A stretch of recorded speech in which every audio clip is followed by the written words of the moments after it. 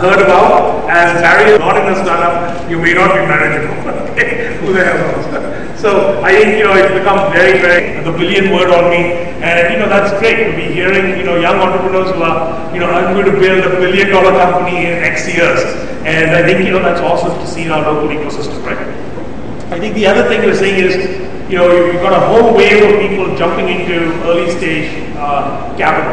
And I think in every one of these dimensions, you might say, Ravi, it's not enough yet. I agree with you, but all I'm trying to point out is every one of these dimensions, 100 times better, I think, in 3 years from now on every one of these dimensions. But I think we've got the seed of, capital available now for most entrepreneurs who have a good plan. And, can we have more? Absolutely. But I think, you've got enough that a good entrepreneur now will not be cycled for lack of early capital. I think the other most important thing for me is there's a sense of community. And, there's just a hackathon in Bangalore at least point. It's about just having access to the workspace or the environment, right? And it's all become and this is disrupting a bunch of incumbents, as we all know. The business model changes. It gives you as a startup entrepreneur a huge opportunity to go in there and disrupt and to provide something that's innovative. That's one. The architecture is changing at the same time, and that's great because oftentimes the business model may change, but the architecture doesn't, and so the incumbent can react quite easily. Whereas when the business model is changing and the architecture is changing at the same time, huge opportunity. Okay, and I think we're starting to see the migration to cloud. We're starting to see self-serve become the norm. We're starting to see lots of very valuable businesses built around the API economy, which could drive from, we could, given our strengths here, be able to build really big businesses around that. It's almost, a whole bunch of money to build a company. It's not true anymore. You're able to do more with less and reach more people and monetize more. Use of computers in information engineering. Dr. Reddy is the member of NASSCOM's Executive Council. Ravi, for bringing this event to Hyderabad. Am I audible now? Yeah, thank you.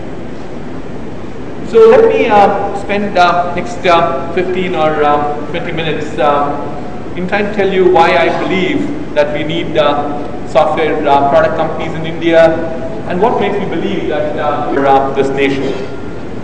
Let's start with the good news. I think actually so morning. Look at the IT BPO industry in India at this point in time. This year we probably would be about $118 billion or so, getting close to about $100 billion of exports.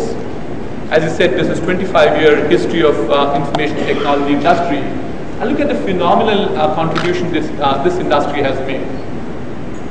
We contribute to 7.5% of GDP of this nation. We contribute to 25% of commodities and services exports of this nation. We have 30 lakhs of people directly employed in the industry.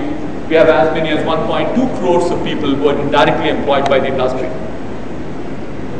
So there is great news with this industry at this point of time. And the great news is that, in the last 25 years, we have done extremely well in terms of the capturing the global IT BPO services industry. If you look back a little more, actually the IT BPO spend globally is about the sourceable market, or which is actually for the IT BPO companies, the addressable market is somewhere in the range of about $200 billion. As a single nation, we're almost there in capturing 50% of that addressable market. Let's move on to the bad news. SSTs and designed to work online.